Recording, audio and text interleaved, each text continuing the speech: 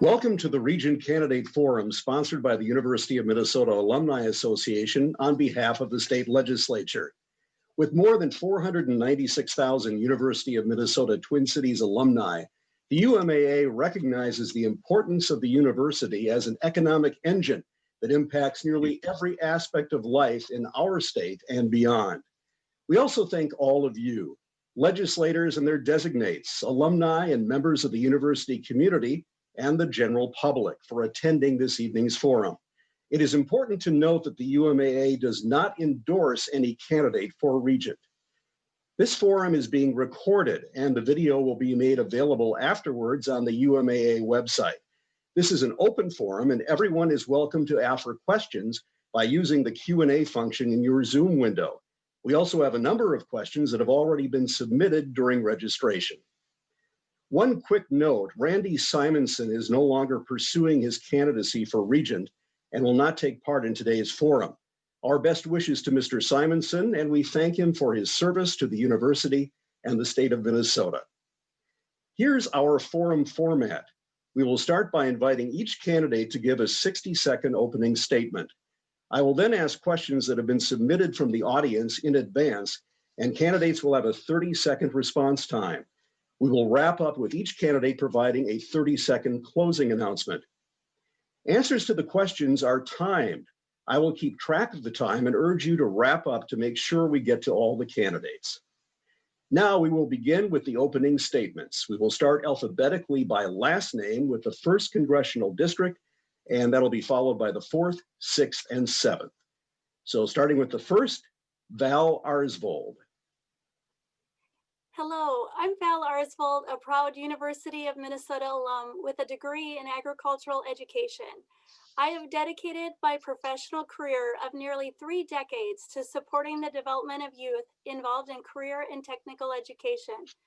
Upon graduation, I taught for 7 years in the communities of Willmar and Plainview. In 2001, I accepted the role of Executive Director for the Minnesota FFA Foundation. I'm responsible for developing mutually beneficial partnerships to support the more than 35,000 current students enrolled in agriculture, food, and natural resource classes, while preparing for the hundreds of thousands yet to come. I have served on various boards, including a Board of Education for a private elementary school and the CFANS Alumni Society Board. While these organizations don't operate with a $4.2 billion budget, they have a common thread of helping support the growth and development of students. I desire to serve as a regent as I recognize the significance of our land-grant university and the role it plays for all Minnesotans. Thank you. Thank you. Ruth Johnson. Yes, good evening. Thank you. I'm pleased to join you this evening. I'm a physician at the Mayo Clinic with more than 3 decades devoted to patient care and the education of the next generation of physicians. I've cared for patients in farms and small towns around the area of Rochester, and I'm founder of the Mayo Breast Clinic, more than 25 years ago, serving greater than 10,000 women every year in their care. I spent 16 years on the Board of Regents of Augsburg University, and I do understand that higher education needs in a complex, diverse urban environment, and understand that we do governance and not micromanagement. I've been involved in presidential searches and annual performance evaluations. If elected, I would request to serve on the University of Minnesota President's Performance Team to support strengths and assess growth. Also oversaw transformation as a regent of Augsburg from predominantly Scandinavian culture to a vibrant multicultural community in the heart of the city and bordering on the West Bank. I note there is a gap on the University of Minnesota Board of Regents at this time, and that is that you do not have a physician. And so I'll talk about that more. Thank you. Thank you. Moving on now to the 4th Congressional District and Brandon Elkire. Hello, and thank you. My name is Brandon Elkire. I am my Dakota name is Lame Deer. I'm a Dakota citizen of the Standing Rock Sioux tribe. I'm also a veteran of the United States Navy. I'm a first-generation non-traditional college student, or graduate, excuse me. I'm also a law school graduate and a member of the LGBTQIA+ community. And my proudest title that I hold is father to 3 amazing Dakota boys. Now, I'm running to be the first Native American regent in University of Minnesota history, which is a remarkable position given that there's 11 unique tribal nations located within our borders. We also, Native Americans are some of the biggest grant or landholders in our state, and yet lack representation on our board. I am a recent graduate from law school during COVID, so I do have a perspective in that area. I think there's a unique opportunity for a robust collaboration between the University of Minnesota and tribal nations. Thank you. Thank you. James Farnsworth. Good evening, everyone. Thank you, Jim and the University of Minnesota Alumni Association for hosting tonight's Candidate Forum. A little bit about my personal background. I'm an African-American Latino adoptee from St. Cloud, Minnesota. I was adopted at a very young age by two loving parents who raised me in Minneapolis, less than 10 minutes away from the University of Minnesota Twin Cities campus. All throughout the time I was growing up, campus felt like it was right in my backyard. My diverse personal background, coupled with my extensive internal and external experience in governance-related roles, uniquely prepares me for service as a regent. At this critical juncture for the university, I strongly believe that my perspective as a student that attended the University of Minnesota during COVID-19, along with my university governance knowledge, would be of high value in helping the institution navigate the current and inevitable future challenges that will occur as a result of the pandemic. I'm ready to bring my unique depth of personal relationships with key stakeholders within the university and my knowledge of internal function and structure to the table at this crucial time. I look forward to discussing that further and answering questions, and thank you again for the opportunity tonight. Thank you. Karen Schanfield. I am honored to say that I have worked on behalf of the university through the terms of 5 different university presidents. This has let me see the innermost workings of this fine institution and appreciate the hard work that the students, staff, and faculty do every single day. The university needs to be set up for continued success so that it emerges from the pandemic even stronger than it was before. To get there, we need a Board of Regents whose members build strong relationships, who come together despite their differences, who are transparent and truthful with one another and with stakeholders, and who speak with one voice after a decision has been made. To me, that is the essence of good government, and that is what will help our new president succeed. Beyond that, the legislature has a historic opportunity before it right now. It can elect 3 women and bring long overdue gender balance to the Board of Regents. I sure hope it will seize the opportunity to do that. Thank you. Moving on now to the 6th Congressional District and Dave Hoang. Hello, fellow Gophers and fellow Minnesotans. My name is Dave Hoang. Thank you very much for the opportunity to speak with you today. And thank you so much to the University of Minnesota Alumni Association for hosting the event. I am honored to be considered for the position of regent. I am currently working as a full-time pharmacist with the state of Minnesota Department of Human Services and part-time as a traveling per diem pharmacist for Walmart. My full-time work at DHS affords me the opportunity to gain working knowledge on board governance, budget and funding, including financial, forecasting and management. My part-time work at Walmart gives me the opportunity to travel all over our state and get to know the various communities within our state. In addition to board governance, I also have various volunteer opportunity in various nonprofits. So I think with my work as well as my volunteer experience in state government and nonprofits, I would be a contributing member of the future Board of the Regents. Thank you.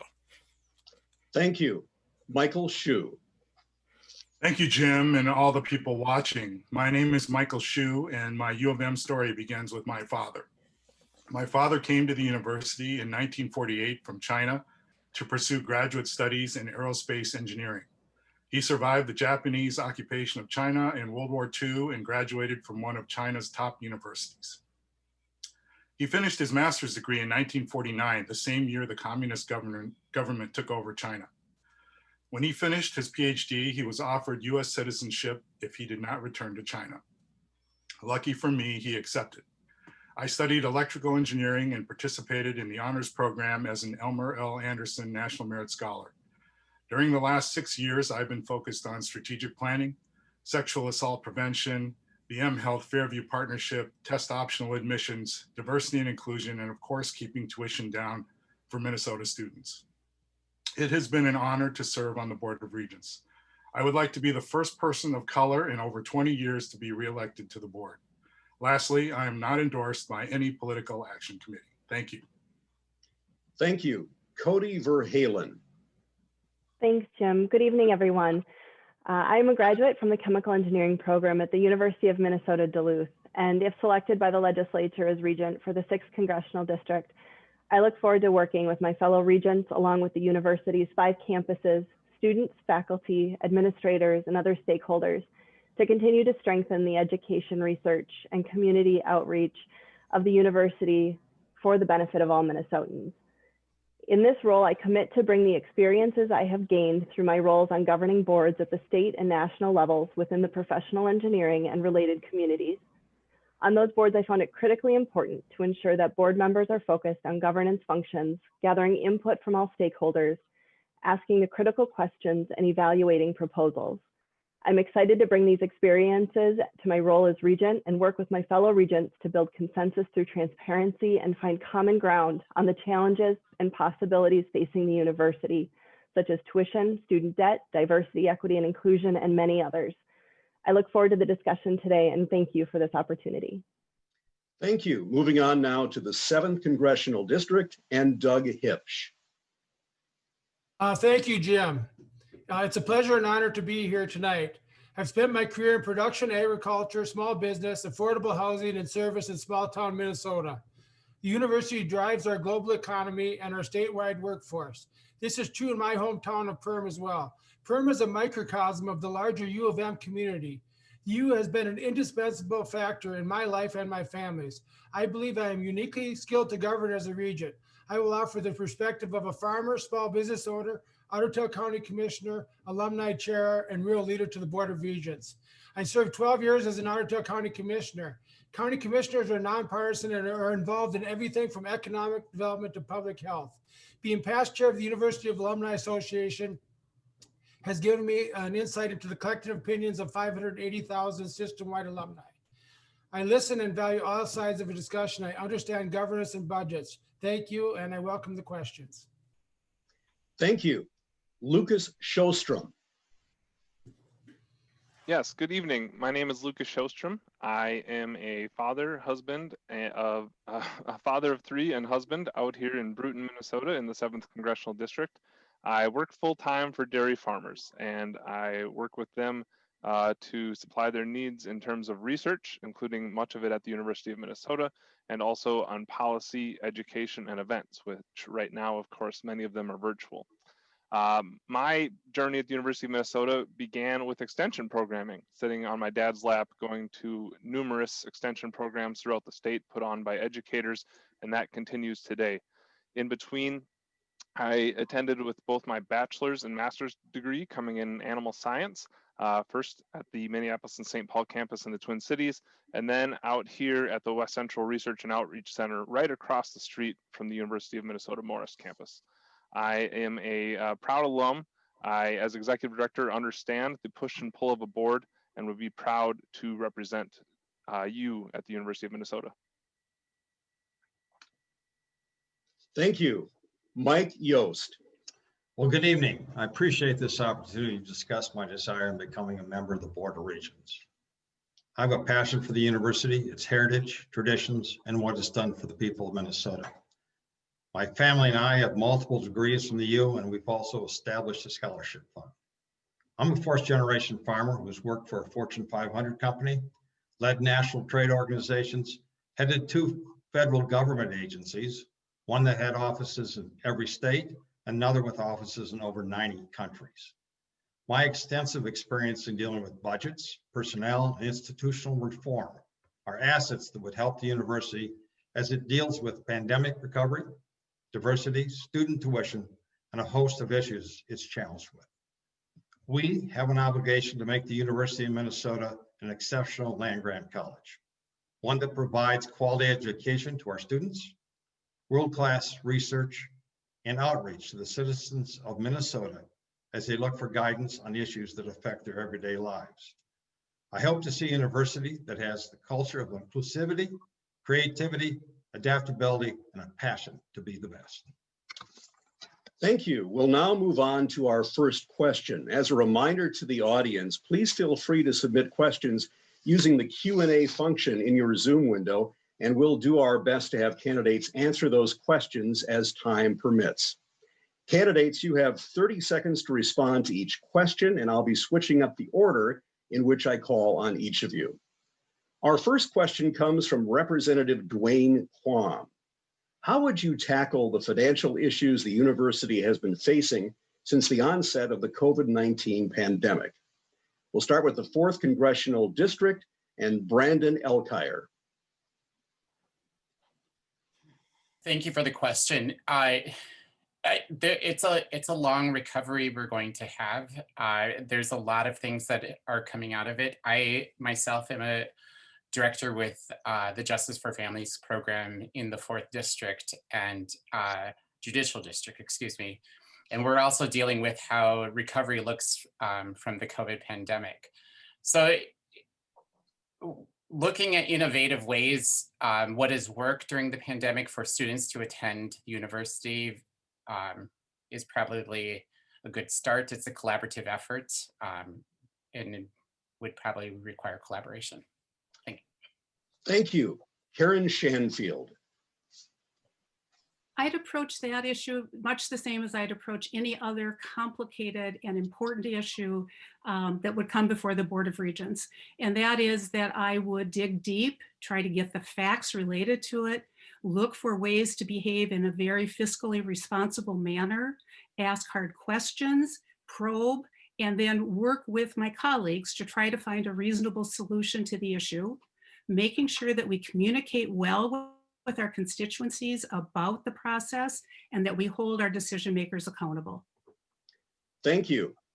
James Farnsworth. So understanding that the university administration is still assessing the full extent of the deficit that the university is facing as a result of the COVID-19 pandemic, some immediate priorities that come to mind are ensuring that we continue to look at how to reduce administrative costs, looking at our strategic planning and how to adjust the maroon and gold strategic plan in order to address the deficit that we're going to be facing, and also ensuring that affordability for students is protected and that how to deal with the deficit is not balanced on the back of students like it has happened in the past. Thank you. We'll move now to the 6th Congressional District and Cody Verhalen. Thank you, Jim. Facing a broad issue like this, the financial issues facing the university will require a broad solution. And I think it really is an opportunity for the university, just like it is for all of us, to evaluate what parts of normal, so pre-pandemic, we want to return to, and what parts we want to reinvent and really rethink on the other side, which really will give the opportunities to the regents and the administrators to look into budgets, overhead, how we do business, and I really look forward to having those conversations. Thank you. Michael Hsu. Thank you, Jim. As you all know, we've already tackled a lot of these issues. I don't think we've been getting enough information about them. And I will say that originally, part of the decision was to try to make money on the backs of students. And I was concerned with that. I think we became dangerously close to becoming pandemic profiteers in that effort. And I'm glad we reversed field on that. And I look forward to seeing other data as it comes forward. Thank you. Thank you. Dave Hoang. Thank you so much, Representative Quam, for that wonderful question. And I think that is a incredible important questions for us because we know that the university is facing tremendous challenges and financial is one of them.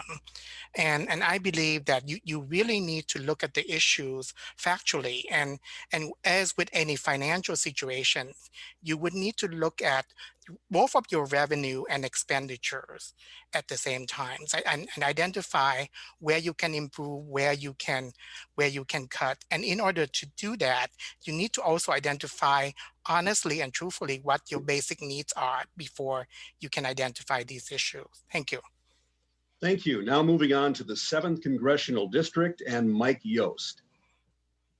I've been faced with these situations in the past. You dig into them. You make sure that you get all the facts before you. Normally, you have to speed up structural changes, perhaps make layoffs, early retirement. And some of this is very unpleasant to do, but the philosophy I approach it with, whatever the short-term pain is, it has to be worth the long-term gain. Thank you. Lucas Sjostrom. Yes, the Board of Regents, like many boards of directors, have to balance both the short-term and the long-term positions of the university.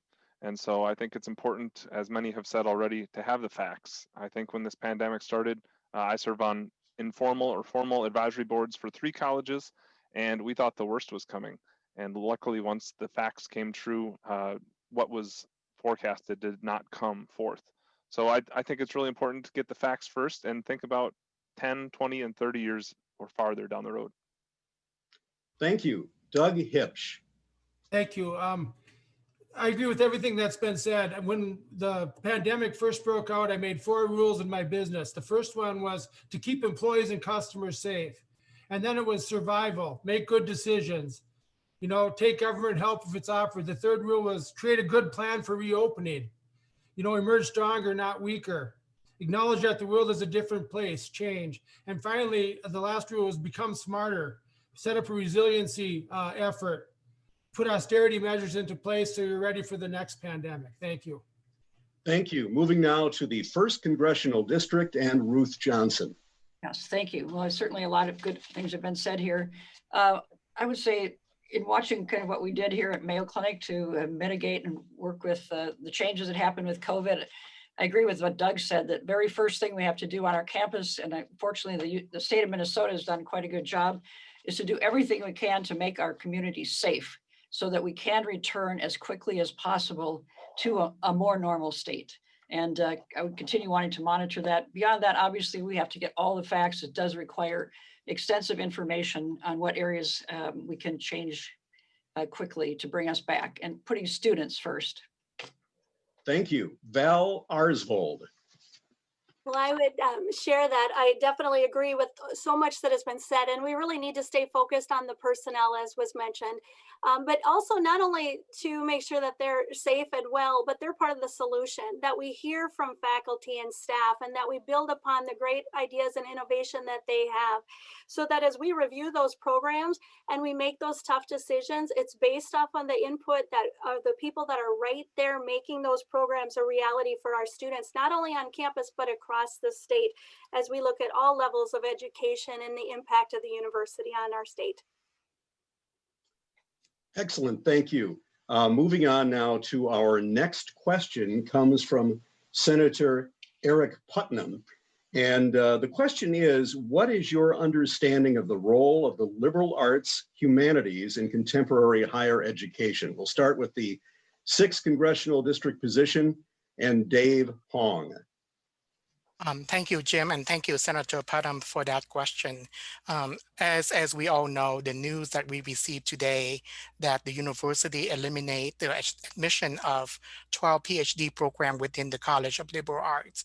And I believe that it is really heartbreaking, but I think at the end of the day, we need to look at things again honestly and with integrity in order to find a solution that is assuring the long-term survival of other programs that has more participation. So I think at the end of the day, it is about prioritization. Thank you.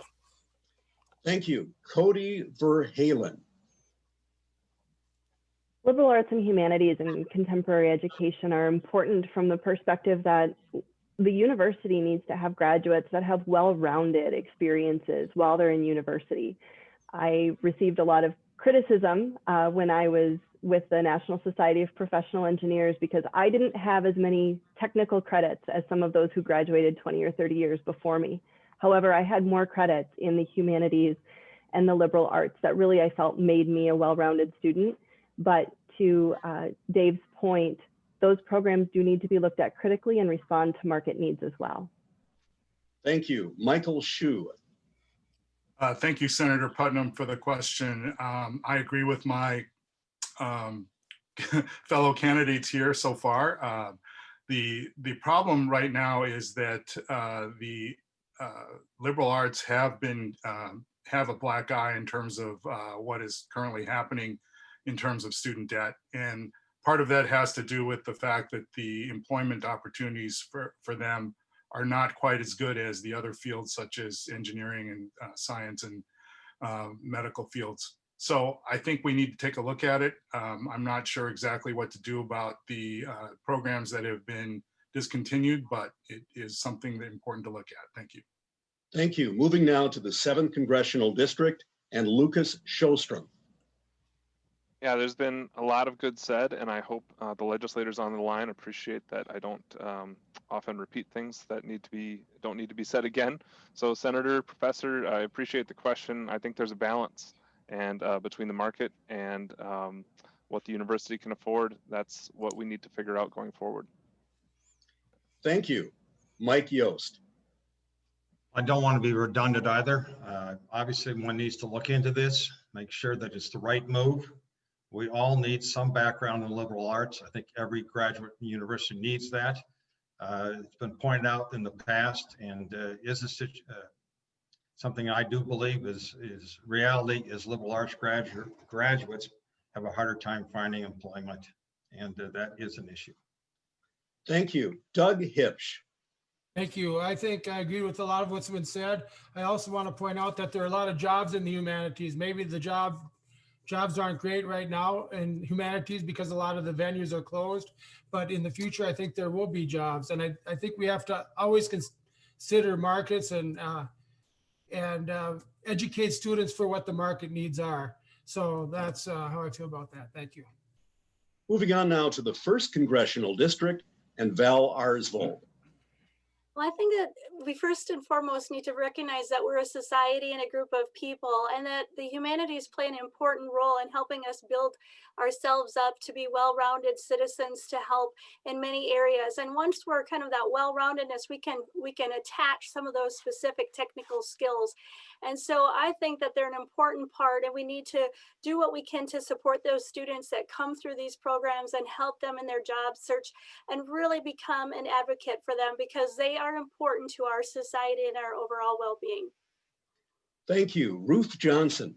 Right. Back to the Morrill Act of 1862, when we established the land-grant universities, it was for two purposes. One, to instruct in practical matters, and the other, to provide a classical education for people that weren't members of the elite of their society. I love this. I think this is so important. I think they go hand in hand.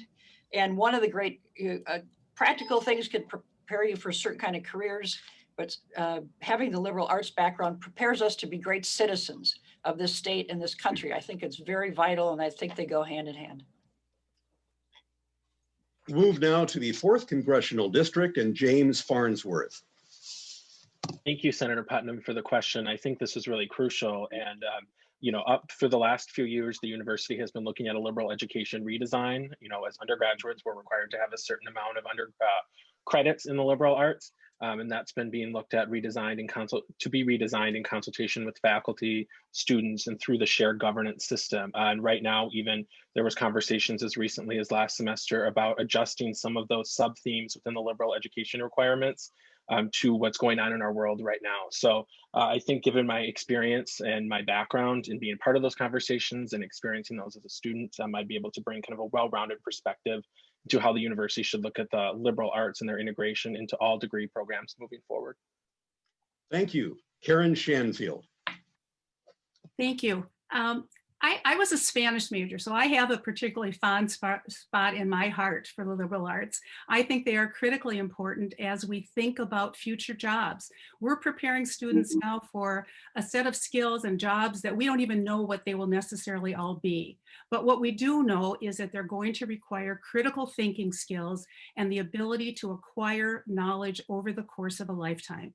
And that is what we get from the liberal arts and the humanities. So I want us to take a broad approach to this, think about the economic consequences, but also be open to possibilities. Thank you. Brandon Elkire. And I echo many of my fellow candidates here. I really liked what Val had said. And I would echo that as well. Being a liberal arts person myself, I graduated with a sociology degree, And it gives choice to any college, that, especially the University of Minnesota. Most people don't go to college with a direct path or even a knowledge of what they want to do yet. This allows for opportunity and options. So I think we need to keep them. Thank you. And thank you to the audience members who submitted questions in advance. Remember that you can submit questions using the Q&A function in your Zoom window.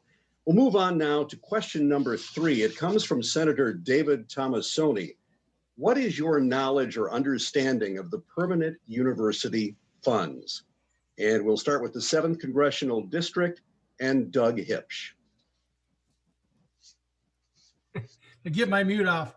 I understand that it's land that was granted to the U.S., not for the land grant status, but it was granted to the state legislature, and they control the lands. And we get the perpetual income from that land, which is great for the U. And it's different than land grant. And I think most of the land has been sold, but there's still about 27,000 acres left in that. And I think it's that income keeps rolling into the U, and I think that that's an important part of our future income stream. Thank you. Thank you. Mike Yost. I believe the permanent fund goes back to 1857. A significant amount of land was donated to, given to the university. The university retains over 25,000 acres of it, and an additional 22,000 acres they have mineral rights on. Most of the money today goes into scholarship funds, I believe, for students across the entire university. I don't have any more in-depth knowledge of that than that. Thank you. Lucas Sjostrom. Yes, thank you, Senator Tomassoni. I'm aware, and I believe if we're talking about the right funds, that they're divided into 4 accounts, 2 of which greatly affect the range, and one is also destined for the Cloquet area. And so I think it's important that as they've been prescribed, that we continue them, and I don't see any needed changes to the current funds. Move on now to the 1st Congressional District and Ruth Johnson. My understanding of the permanent university fund is that there are these 4 accounts, and that they include the endowed chair account, the endowed mineral research account, and endowed scholarship account. And then as of 2013, added a 4th one, which is the endowed Masami range account. I'm studying more of this. I think these are all important, and otherwise I don't have anything to add. Thank you. Val Arsvold. Well, it's getting a little harder to share anything fresh, but I would certainly acknowledge that I am aware of the land that was put in that hold. And then also, I'd just like to commend the people that had the vision to do that. It's easy to spend the resources that you have in front of you at the time, but this was truly an investment for a long-term range. And so those funds continue to positively impact the University of Minnesota and the students go through it. So how those dollars make an impact is playing itself out repeatedly, but a lot of great things have been shared already tonight. We'll move on now to the 4th Congressional District and Karen Schanfield.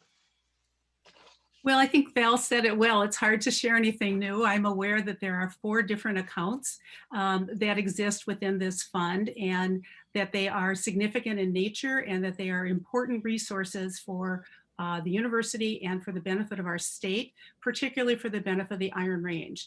When I worked in-house at the university, UMD was one of my clients. And so I spent a lot of time up in that part of the state, and am very fond of it, and would really want to see that it is treated well as we go forward.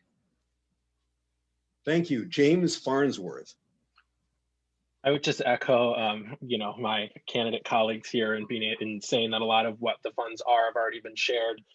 So I would just add, in terms of additional context and thinking, that I think it's important to consider the role of these funds and the role of these endowments when thinking about our university's relationship with tribal lands, and how we're working on improving that, and thinking about the context of these funds in terms of what I think should be a shared goal by all of us, which is increasing accessibility and opportunity for all Minnesota students to engage with the University of Minnesota. Thank you. Brandon Elkire. Thank you for the question. And I echo what James had just said. There is a historical relationship between how the lands and funds were acquired. with the 11 tribal nations within our state. So just acknowledging that piece and really driving home the point of, future collaborations with the different tribes is beneficial to both the state, and it is the moral thing to do. So I just want to put that out there and acknowledge that there can be a pipeline built from there. Moving on next to the 6th Congressional District and Michael Hsu. Thank you for the question, Senator Tomassoni. There has been a lot said about these funds, but I think one thing that I would add is that we need to make sure that we do our best to maximize the returns of the revenues and the monies associated with these lands, whether we're selling them or whatever. The other states like the University of Texas derive great benefits from the petroleum that they happen to have in their lands, and we don't even know what's in our lands. So thank you very much. Thank you. Cody Verhalen. I certainly don't want to repeat history. And so what I wanted to focus on with relation to the permanent university funds is really the important work that's being done in research, particularly at NRRI up in Duluth and also on the range with respect to how to reimagine the economies of Minnesota, but then also to be thoughtful of the issues raised by my other regent candidates related to collaboration and cooperation with the communities in these areas as well, but also making sure people understand where this funding is coming from and how it's being used to maximize student benefit. Thank you. Dave Hoang. Thank you, Jim, and thank you so much, Senator Tomassoni, for that question. And I think a lot of my fellow candidates have already stated a lot of things I wanted to say, but the only remaining thing that I would like to say is in terms of these funds, I have great respect and admiration for the founding fathers who have the foresight to establish these funds. And if we are going forward and we are facing these financial challenges, we just need to be careful and judicious in how we treat the fund in terms of using it as a financial resource or when the conversation happening when we want to address social justice. Thank you. We'll move on now to our 4th question, which comes from Representative Mary Kunish. Please give a specific example of how you have mentored or lifted up underserved students or adults in your professional or personal life. And we'll start out with the 1st Congressional District and Val Arsvold. Well, thank you. So I was one of the earliest agricultural educators who was a female, which is kind of surprising when you go to an event now and you see about 50% of the teachers are female. So I really had a hands-on approach to helping young women become active in agricultural education in what was previously a male-dominated field. But we did it in a way of lifting each other up versus trying to put others aside. And I would continue to do that in my role and work with students in agricultural education to give them opportunities to rise up to a challenge. Thank you. Thank you. Ruth Johnson. Sure, both at Augsburg and at Mayo, but the most recent one is a program that we started here at Mayo Clinic this summer of 2020 called Native Pathways, and working with a Native American friend who is on the American Indian College Fund board and working with the Dean of the Medical School here in Rochester. We developed this program. It was for 15 tribal members, well distributed around the country, who virtually, because of the situation, we're having an entire summer program here learning about healthcare careers and the possibility of their involvement in them. It's going to be continued next year for both college students and high school students. Thank you. Moving on now to the 4th Congressional District and Brandon Elkire. Well, my entire background is about this question. So raising myself up through these ranks has been a challenge. And with a few of the really prominent Native American legislators, like Senator Kanish Podine here, who happens to be Native American, it's about throwing back your playbook on how you made it through life. So for our community, it's about raising up other members and showing them the way. So I think a lot of our legislators, like Senator Kanish Podine, do that already, and I would like to replicate that at the Regent Board. Thank you. Karen Schanfield. Throughout my career, I have always provided pro bono legal services to individuals who didn't have the ability to secure legal help on their own. You'll read in the booklet about an experience I had working in Texas at an ICE detention facility. I've also worked quite extensively with programs here in the Twin Cities, primarily with Spanish-speaking individuals. So that liberal arts background, who knew that it would come in handy in this particular way, but it sure did. Thank you. James Farnsworth. Yes, thank you, Senator Kunesh, for the question. A specific example that comes to mind for me is having the opportunity to serve on the Critical Ethnic Studies Steering Committee for St. Paul Public Schools. I'm part of a group that's putting together or helping put together a critical ethnic studies curriculum for St. Paul Public School high school students that will later become a graduation requirement here in a couple of years that's designated by the school board. And being a student going through St. Paul Public Schools without that course and struggling myself with questions about identity and belonging, I think there's nothing more powerful for specifically underserved students than to learn about their identity and have that opportunity to explore your identity in school. So that's one piece of work that I'm really proud of related to the question. Thank you. Moving to the 6th Congressional District and Cody Verhalen. Thank you. In my experiences as a mentor to engineering students or students who are considering engineering, I've had a lot of opportunities to work with a diverse group of students and a diverse range of students, some who've never had anyone in their family go to college, a four-year college like me, some who have never even considered a technical degree like that before. And so it's been really encouraging from my perspective to find opportunities to be their champion, to help encourage them in what they're doing and to give them someone to come to when they have questions about the path that they're treading. Thank you. Michael Shu. Thank you, Senator Kunesh. I think the most important thing I've done is advocate for a test optional admissions process at the University of Minnesota. I think we have an obligation to educate, well, our mission is an obligation to educate the state. And I think by allowing test optional admissions, which basically is just allowing someone to apply without a standardized test score, I think that's very important for lots of parts of our society who don't even think about applying to the University of Minnesota. Thank you. Thank you. David Hoang. Thank you, Jim, and thank you, Senator Pudin, for the question. So this particular issue is very near and dear to my heart because I am a refugee myself. Our family emigrated to the US in 1990 as political refugee from Vietnam. So I think I share a lot with the sentiment that has been expressed here. But one philosophy that I will carry with me consistently is that when I got through a door, I will continue to hold the door for the people that follow me. Thank you.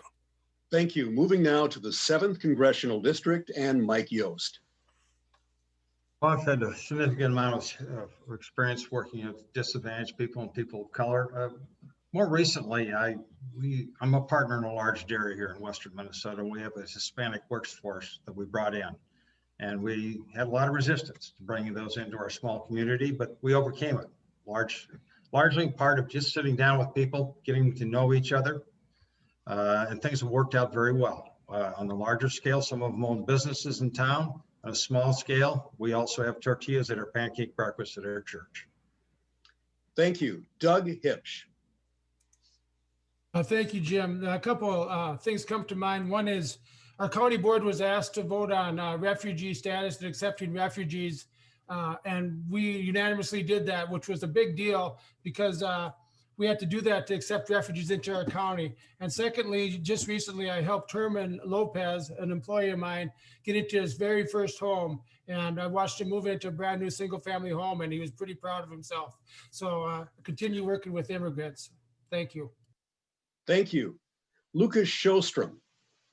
Thank you, Senator Kunesh. You brought back a fantastic memory of when I volunteered at the University of Minnesota with the Ag Food Sciences Academy as a basketball coach.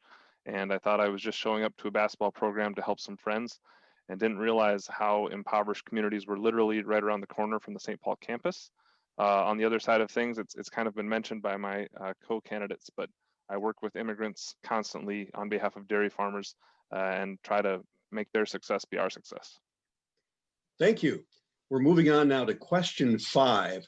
It comes from Representative Hoang, and the question is, what's your perspective on disaggregated school data? For a clarification, disaggregated data is the breaking of data down into grade level within school-age students, country of origin, within racial, ethnic categories, or gender among student populations. How might this impact U admissions? And we'll move to the 4th Congressional District and James Farnsworth.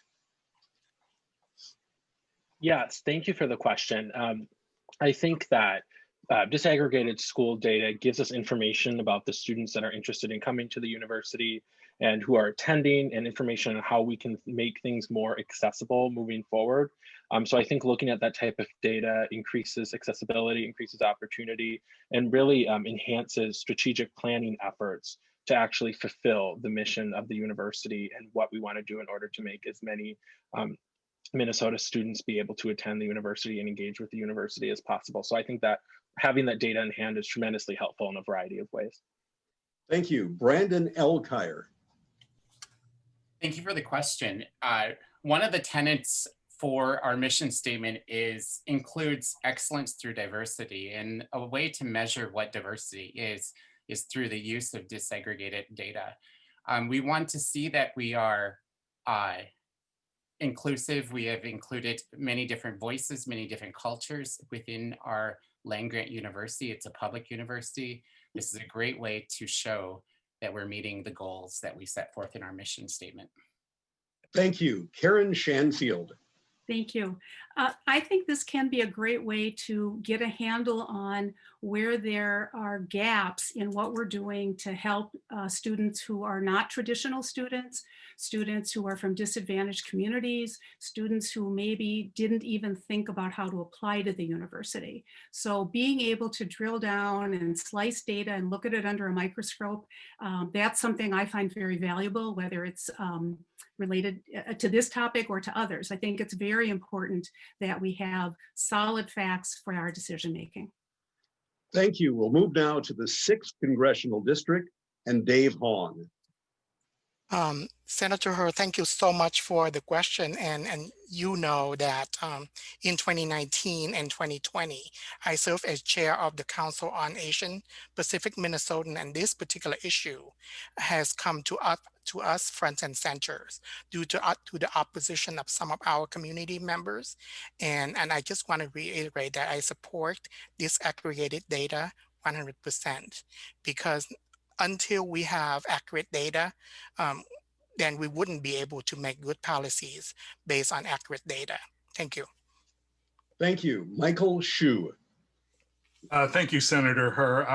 I do think that this is an important topic. The students brought this to us several years ago, and I supported it because I think it's very important for us to understand exactly what's going on with our student populations, not only the people who are attending, but the people who are trying to attend the university. And I don't think we've done a very good job since this issue was first raised, and I support going further and finding the data and trying to understand it. Thank you. Thank you. Cody Verhalen. Thank you. The use of disaggregated data can provide real opportunities that have already been discussed in identifying trends, but also in identifying, as Karen said, gaps.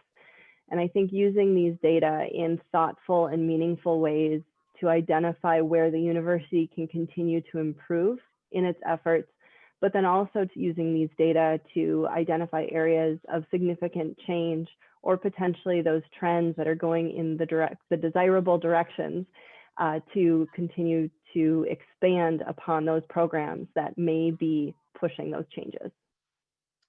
Thank you. We'll move now to the 7th Congressional District and Lucas Shostrom.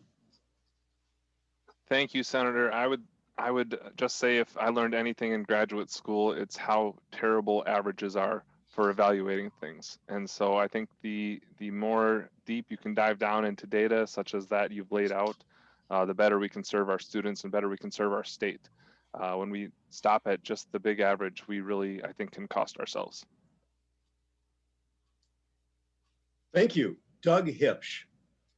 Well, thanks for that great question. And we need to understand that everyone starts at a different place, and we all have, and that's where the data comes in. So there's some really small schools out in northern and western Minnesota that don't even see some of the classes and whatever until they get to the U. So I believe in it, and I think that we need to use the data, and we need to use it to improve outcomes. Thank you. Mike Yost.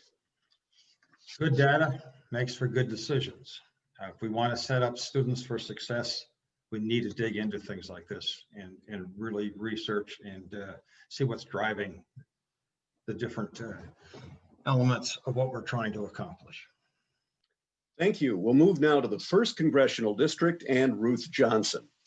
Thank you. Well, based on our discussion, I will say that I would support the use of disaggregated data for many of the reasons that have been stated here. I don't have a lot to add, but I do think the trends and gaps thing is important.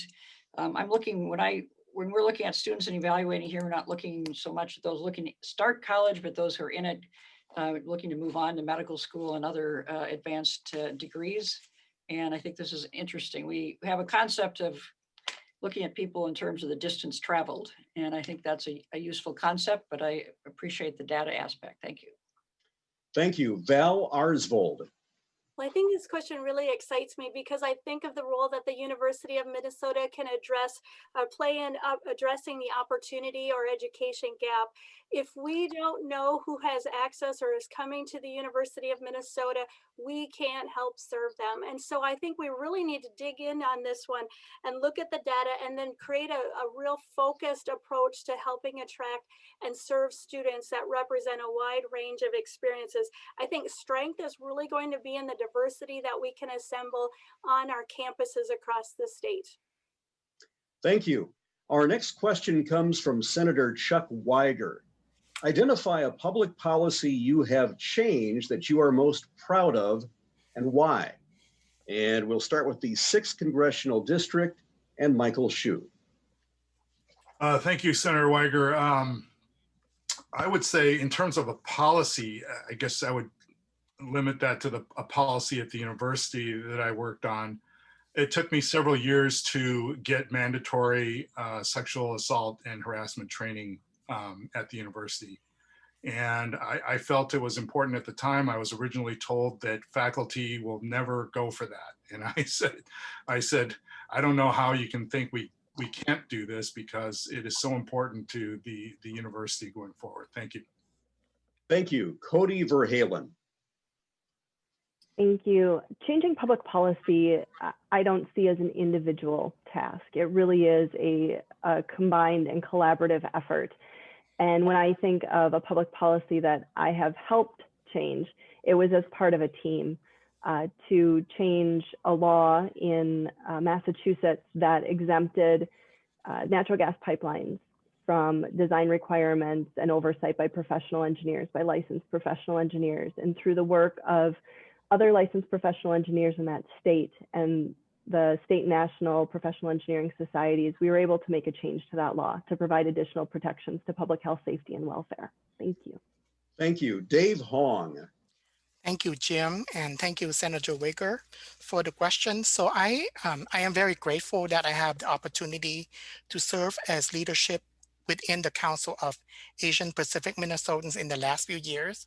And the bill that we worked successfully with legislator is the Domestic Violence and Sexual Assault Prevention Program bill that was passed during the 2019 session.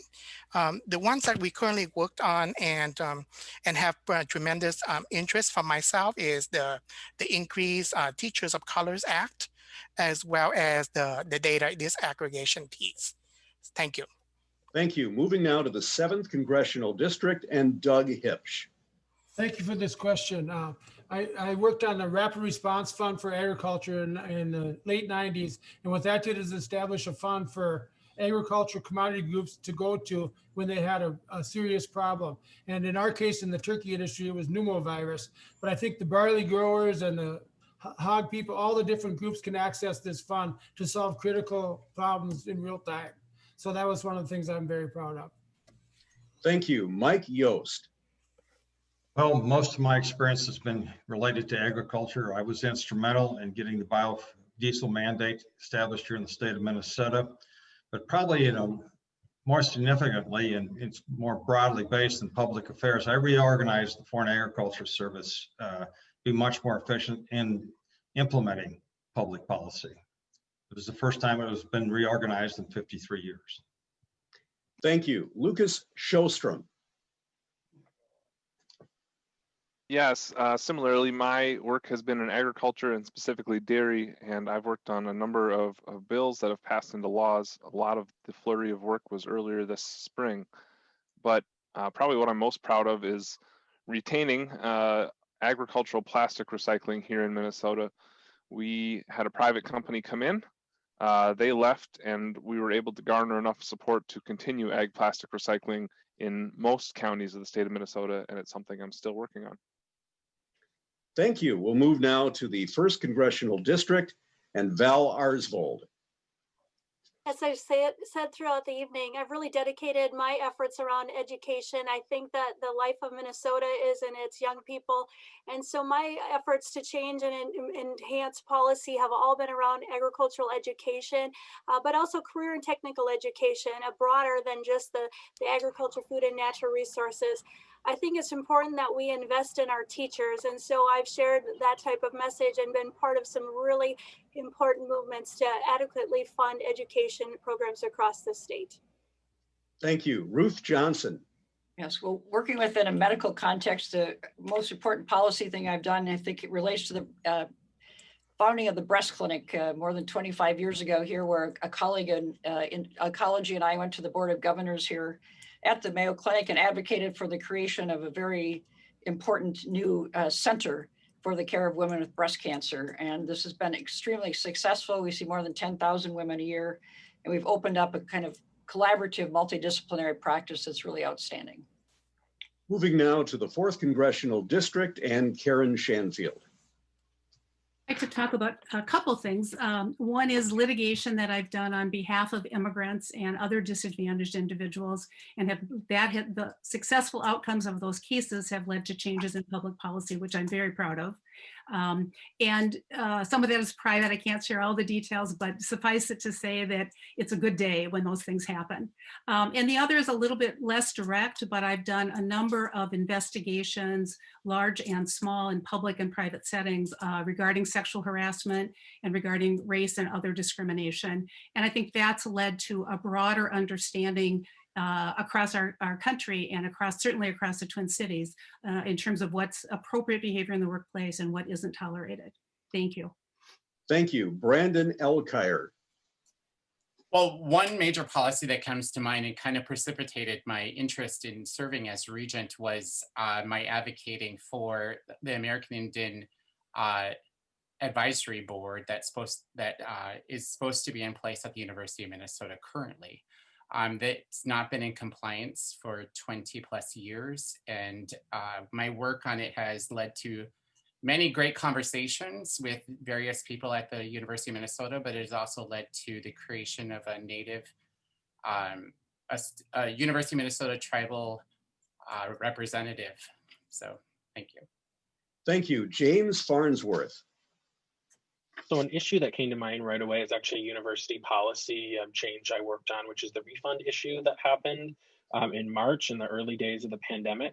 There was a student refund of fees that was being assessed to students as part of a prorated refund, and ended up going a little bit backwards. And there was an incredible kind of outcry and an intersectional stakeholder outcry about this. And it was really a fairness issue. And a bunch of students gathered together and other stakeholders to ensure a prorated refund for students. And I really applaud the regents that worked with a bunch of stakeholders on this and were operating with fairness and accountability and transparency, which is how I would operate as a regent. So I was really proud of the work that a bunch of us did on getting the prorated refund issue corrected. Thank you. Our next question comes from an attendee named Maureen. And this is the question. The Board of Regents is a governing body. What does governance mean to you? And we'll start with the 7th Congressional District and Lucas Sjostrom. Yes, hello, my internet is quite slow. My computer's telling me, so hopefully you're hearing me and my video is coming through. Good. The question is very appropriate for one of the most important governing bodies, and I see it as a relationship with the staff, a relationship with each other, and a way to move forward your mission. And as you leave the boardroom, you should be together on that mission, at least until the next meeting, and unless next motion. So it's moving the University of Minnesota forward. Thank you. Mike Yost. Good governance is being a good board member. You research the issues, you come prepared to board meetings, you look at the mission of the organization, you're there to carry it out, you're not there to micromanage it. You air your differences in the boardroom. If you're in the majority, you carry forward, and if you're in the minority, you still carry forward and support what the majority wants. Thank you. Doug Hipsch. I think governance is being a good board member, being a good team member, being prepared at the meetings, not micromanaging, knowing the difference between what the management does and what the board does, which is set the vision and the policies of whatever you're running. And so oftentimes they can get mixed up, and I think that's a bad board. So we need to be a good team member. Thank you. Moving now to the 1st Congressional District and Ruth Johnson. Yes, governance, as I said in my opening statement, is definitely not micromanagement. The Board of Regents has 3 functions: to select the president, to support him or her, to hold them accountable. Secondly is the budget, and the third is the public face of the university. The board governs, the administration manages. We work together, there's oversight and interaction, but we have to keep those lanes separate for good functioning. Thank you. Val Arsvold. I believe the governance role is really to come alongside and support administration, but equally recognize the valuable role that we've been placed in on behalf of all Minnesotans, so that we come prepared and we understand the many voices that go into these decisions, so that we can get behind the ideas and the efforts that will move us farther toward our vision, toward our mission, but always being accountable to the people that put us in that position, and working with the current administration so that we move the University of Minnesota forward. But as others have said, in a supportive and role of making sure that we're on task and not micromanaging. Thank you.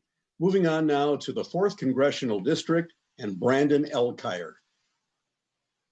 I echo a lot of what Val had said. I think it's there is definitely lanes that we have to stay in.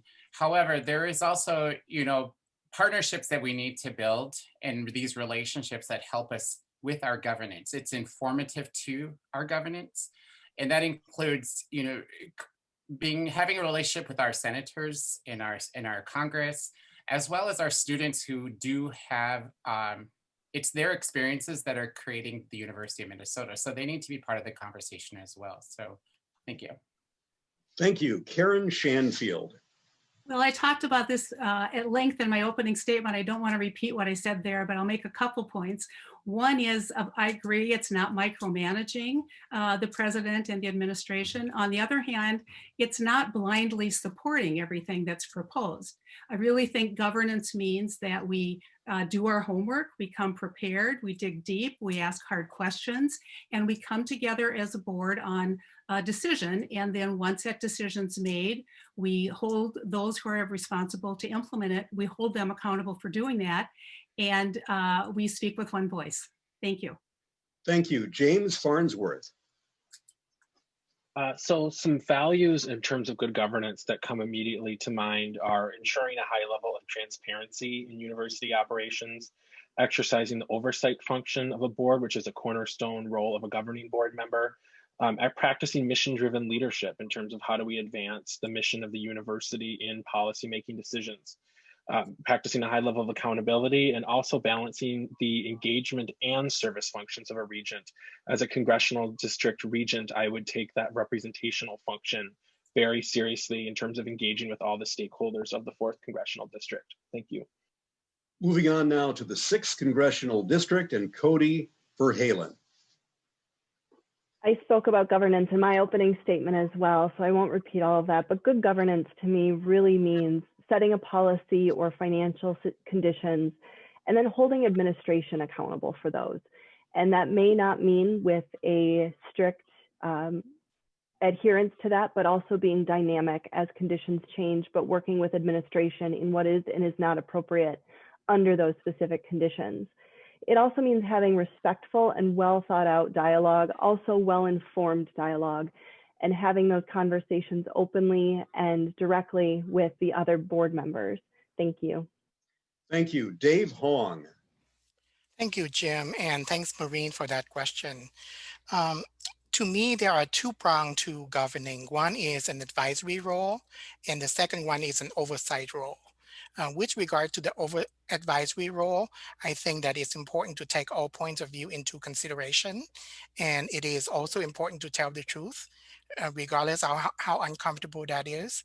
And with regards to the oversight, as another fellow candidate speak, we are not here to rubber stamp the decision of senior leadership, but we are here to provide an oversight and establish parameters.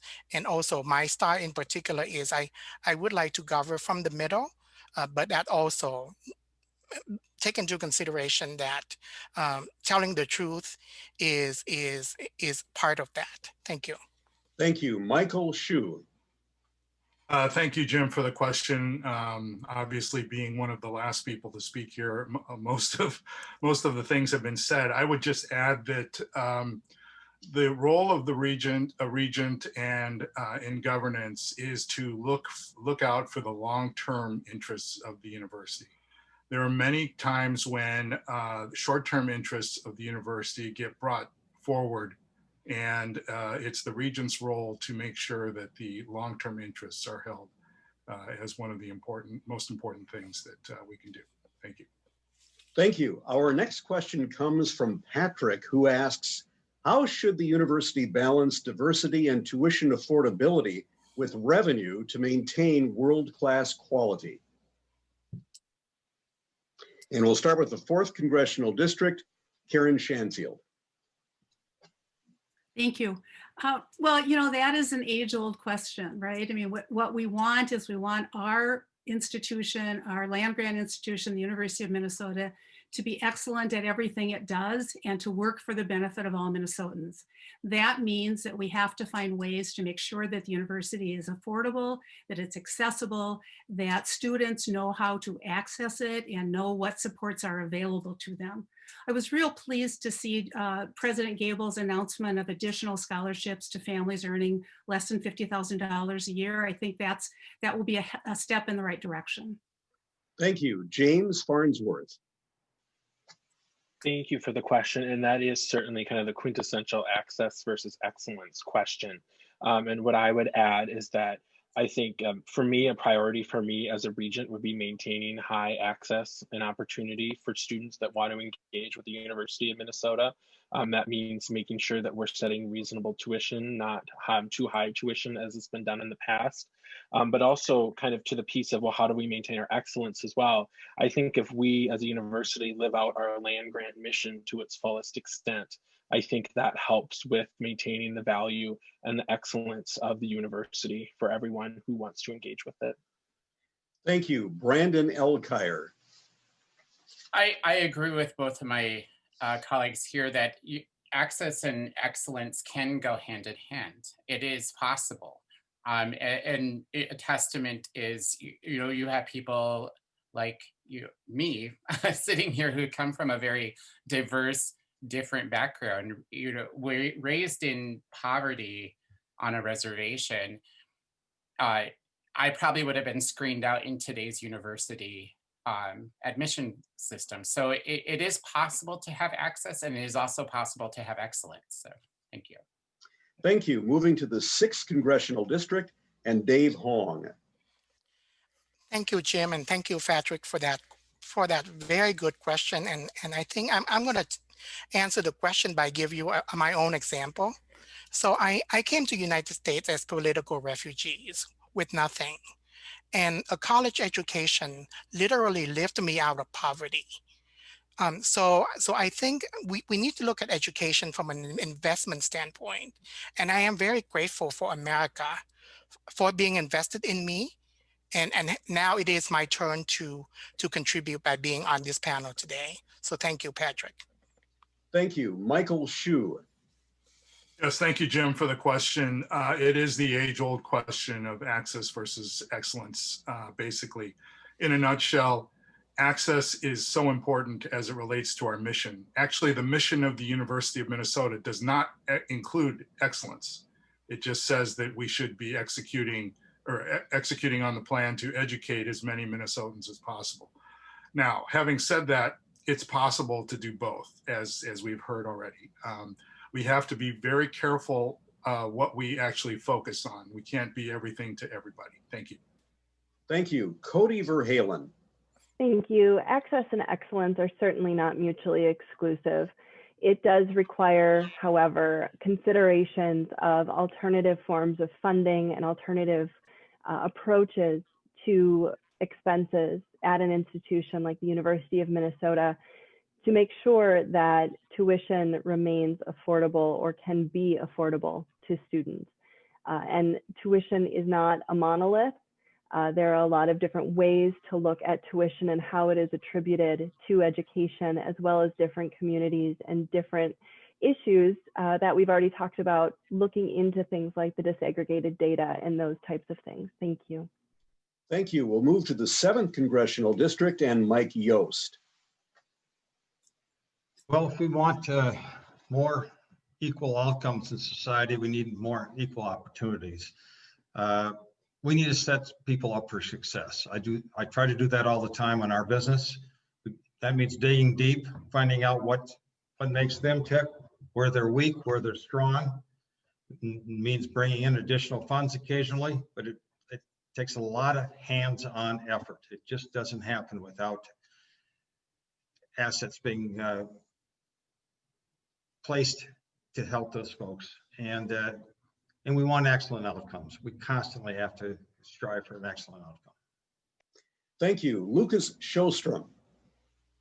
Yeah, I believe these two seemingly opposing factors can definitely be married into something that helps contribute to both.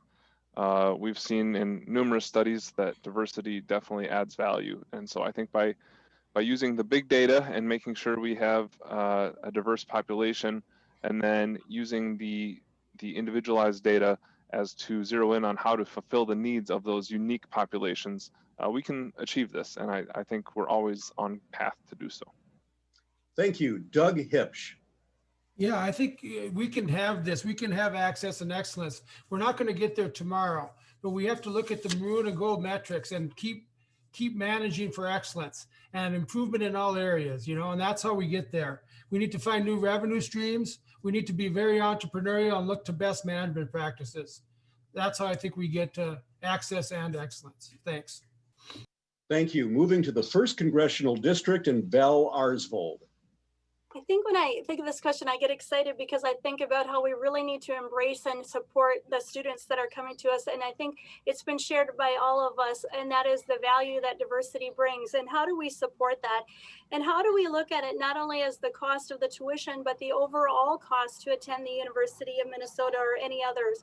Are we supporting them with food insecurity issues that they might be facing, housing issues that might be of real expense to them, books and other things? How are we embracing them as a person and their overall health and well-being? And especially as we look forward from the COVID situation, I want them to have access. And I believe, as others do, great things will happen because of their involvement. Thank you. Ruth Johnson. Thank you. I think of access as excellence in the making. And people who don't start with all the advantages in life have excellence within them. We just have to find the ways to support them so that they can reach that. And there are many things, from Pell Grants and scholarships or tuition support. It's been mentioned housing, affordable housing on campus. If they can live on campus and be part of a campus community, there's greater likelihood of success for these students.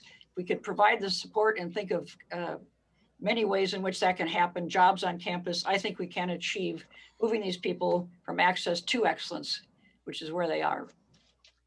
Thank you. Our final question this evening comes from Jean. What do the candidates see as the role of the U of M campuses in greater Minnesota And why are these campuses important? And we'll start with the 6th Congressional District and Cody Verhalen. Well, as a graduate of the University of Minnesota Duluth, I see great value in our campuses outside of the Twin Cities. Clearly, without that opportunity, I wouldn't have the career that I have today because I chose that school for the smaller class sizes, for its focus on practical education and chemical engineering, and really value that. I think there's a great opportunity for all of those campuses to create relationships with their communities and also to attract students from the other communities in the state, even for those students that want to get a little ways away from their parents. Thank you. Michael Hsu. Thank you for the question. I believe that all of our campuses are important, and there's a long history of how we ended up with what we have. But we are doing the best we can to serve Minnesota students at all campuses. Every campus has its own identity. I really like the identity of the newest campus in Rochester, having to do with healthcare and in association with the Mayo Clinic. Thank you. Thank you. Dave Hoang. Thank you, Gene, for that question. And I agree that there is a tremendous role that these campuses play within our state. And I can see that firsthand, having traveled across our state as a traveling pharmacist for Walmart. There is a particular flavor of each of these campuses within those communities, and they have a special place in those communities. And we need to do everything we can to preserve their place within those communities. Thank you. Thank you. Moving now to the 7th Congressional District and Doug Hipsch. Thank you for that question. I had a chance to Zoom with the chancellors at Morris, Crookston, and Rochester, and they all have a unique set of circumstances. They all have different things that they bring to the table, and I really enjoyed it. Like for Crookston, their distance learning is great. With the free tuition for Native Americans at Morris is important. Rochester, as Regent Hsu talked about with their healthcare. And we have to keep them all important and relevant because out here in greater Minnesota, this is a stepping stone for them to come down to Minneapolis. So I would love to see them all thrive and do well. Thank you. Thank you. Mike Yost. I spent my first year in the Morris campus. It was a stepping stone to go down to the Twin Cities. A lot of high school students out here that come from smaller schools feel much more comfortable attending a smaller campus than they do going down to Minneapolis or even St. Paul. I think they play an important role in the University of Minnesota system. Thank you. Lucas Sjostrom. Yeah, a lot of great things have been said about how we came to our greater Minnesota colleges. And I think we often forget there is a University of Minnesota presence in all 87 counties through our extension programming. I'm deeply concerned that that should be a positive experience as well, because many of the constituencies of the 7th District and the whole state use those. And also I had the opportunity to work at the West Central Research and Outreach Center, and depending on how you count them, 10 or 11 research and outreach centers give us the on-the-ground data we need and farmers and many others use. Moving now to the 1st Congressional District and Ruth Johnson. Well, in this short time, let me just focus on Rochester. I've had a great conversation with Chancellor Lori Carroll here. This is a wonderful partnership collaboration between the University of Minnesota and the Mayo Clinic. They're opening doors for a lot of diverse students that are doing exceedingly well. For instance, they have greater than 90% graduation in 4 years for their Bachelor of Science degree, and that substantially lowers student debt. And 100% of the students in the health professions program have entered the workforce directly in their fields. So these are providing wonderful opportunities and for the students to explore a whole range of healthcare careers, and a partnership I strongly advise and would support. Thank you. Val Arsvold. I think I'll put kind of a playful spin on this, and that I am the mother of 5 children. So when I think of our 5 campuses, I can't help but think how each one of them is special and unique and really serves Minnesota. And it's appropriate for us to celebrate what they all give to their local community, but our state as a whole. I've walked 4 of those 5 campuses. I've visited with some of the chancellors as well. And really, it's exciting to think about how they all are serving us. And it's extremely important to celebrate and highlight that, because we need state support. And as a regent, we'd be asking for them to invest in these programs, and we deserve to give them back something on the return on their investment. Thank you. Moving now to the 4th Congressional District and Brandon Elkire. Thank you for the question. Minnesota is as diverse as possible, and each one of these campuses reflects that diversity within our state. The uniqueness of Morris and its free tuition for Native Americans, as an example, is because Morris was a boarding school under a boarding school policy where children had to go were forced to go at a time, a very dark history in our past. But that's the reason why all these unique attributes are make our campus and diversity amazing in our system. So thank you. Thank you. Karen Schanfield. I think it's really important for members of the Board of Regents to remember that we have 5 campuses and that this is a university system. Each one has, as others have mentioned, a unique perspective, a unique role that it plays in its particular community and in the state of Minnesota. And together we are stronger because we have that sort of diversity around the state. We have a school that focuses on agriculture. We have a school that is smaller than the Twin Cities, but quite diverse up in Duluth, right? And we have Morris. It's a great set of diversities, and I think we have to make sure that we're always cognizant of that. Thank you. James Farnsworth. Thank you for the question. So many of my fellow candidates have said totally spot on things about our system-wide campuses. For me, I think our system campuses really provide a fantastic opportunity to further outreach and access, which is something that I keep returning to because it's really important to me. Throughout my time in shared governance at the university, collaborating with system-wide colleagues has been something that's been super impactful. And as mentioned, whether it's talking about extension or the research and outreach centers, or a number of other things that the system-wide campuses provide, I think it's important as a regent to consider the system as a whole, and it's a must when conducting regent activities such as strategic planning and other things. Thank you. To stay on time, we'll move now to the 30-second closing statements. To mix things up a bit, we will proceed alphabetically by first name. We'll start with the 1st Congressional District and Ruth Johnson.